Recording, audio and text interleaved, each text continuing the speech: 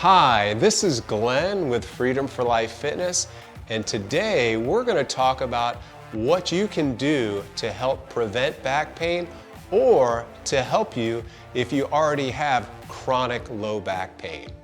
But first, this is not designed for people with structural issues. If you have a bulging disc, for example, you want to talk to your doctor. But if you're someone who just has general low back pain and you've been struggling with it for a while, then let's talk about what you can do. So, first off, general low back pain is often caused by a variety of reasons.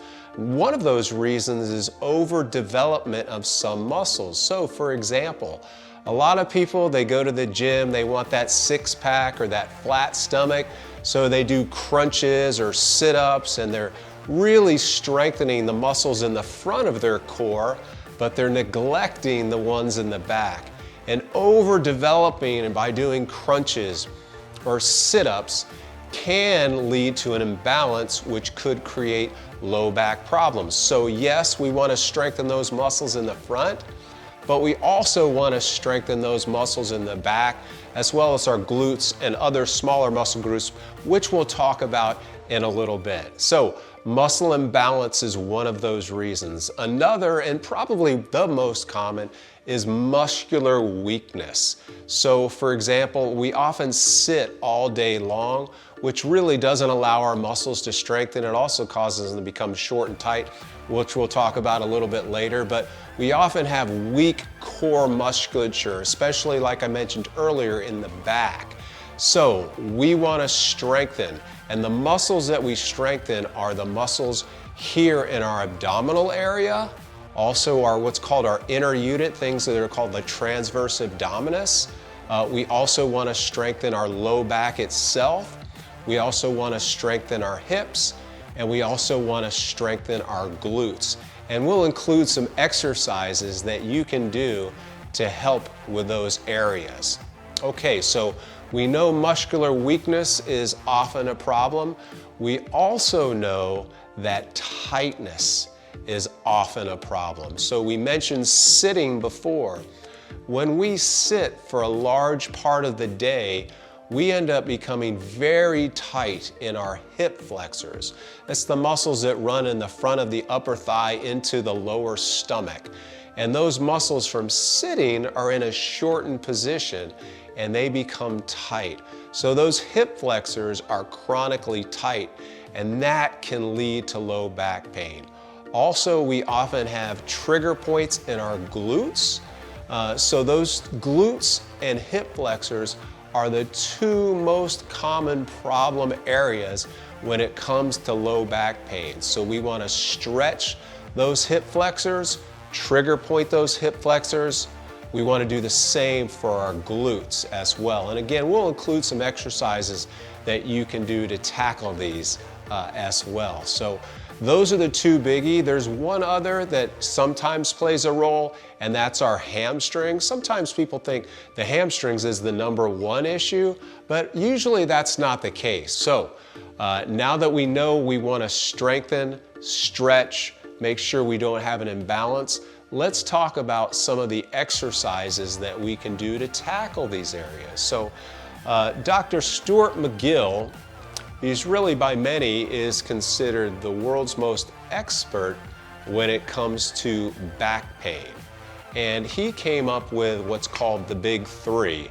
And I use these exercises in almost all of my clients' program. And the first is Bird Dog. The second is the McGill Crunch, named after him. And then lastly is the side plank. So those three exercises I recommend for almost everyone as just the baseline of strengthening exercises you should be doing to help with lower back pain.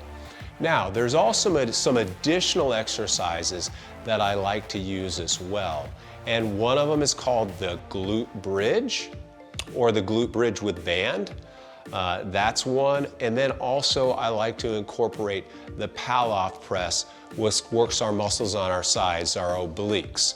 So those are a couple of extra exercises that you can throw in there, but the big three and then those extra two, that's gonna give you a solid foundation. Are there other exercises that you can do that are out there? Absolutely, but I don't wanna give you a program that's gonna take you forever to do. So starting with the big three, adding those two if you have time, that's a great foundation. Okay, so we're gonna talk a little bit about trigger point and how to do that correctly. A lot of times people use trigger point. You also may be familiar with foam rolling. So most people don't do trigger point correctly. And so the way we want to do trigger point is, so for example, if you have a trigger point, let's say anywhere, you want to find it, and you'll find it by your body's response. It'll say, hey, I'm tender. And so you put direct pressure on it, hold it, generally about 30 seconds, it starts to subside somewhat, and then you can either push a little deeper or do some cross friction. So that's what we want to do with trigger point. So again, trigger pointing is key to help with low back pain, especially the glutes, the hip flexors, and then maybe also the hamstrings. So in review, to help prevent low back pain or help overcome some low back pain that you have, we want to identify any muscle imbalances. We want to strengthen the entire core, not just the abdominals, but the entire core. And we want to make sure that we trigger point and stretch. You do these consistently, and you should see a noticeable difference in your low back pain. This is Glenn with Freedom for Life Fitness. We'll see you next time.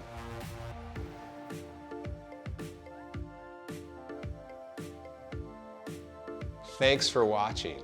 If you like this video, give us a thumbs up below and subscribe to our channel. Also, head over to freedomforlifefitness.com and learn more about how we can help you reach your health and fitness goals.